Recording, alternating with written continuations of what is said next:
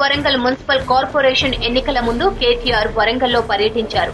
ఎన్నికల షెడ్యూల్ ప్రకటించడానికి 3 రోజుల ముందు జెట్ స్పీడ్ తో 40 ప్రోగ్రామ్స్ లో పాల్గొన్నారు. హడావిడిగా 28 కొత్త పనులకు శిలా ఫలకాలు వేశారు మంత్రి కేటీఆర్. ఈ ఒక్కరోజు చేస్తున్న కార్యక్రమాలు చూస్తుంటే దాదాపు 2500 కోట్ల రూపాయల సంక్షేమ అభివృద్ధి కార్యక్రమాలు ఈ రోజు ప్రారంభించుకుంటా ఉన్నాం.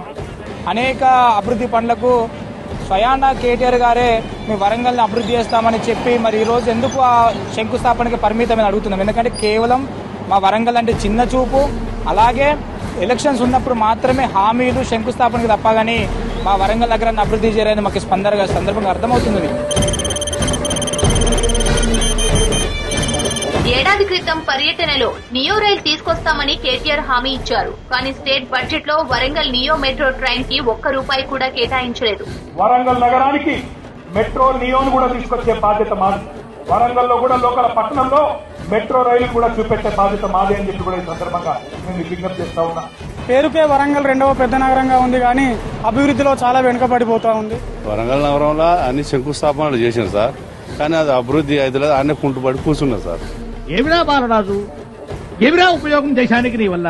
ఏదన్నా పని చేసుకోరా బేవకు.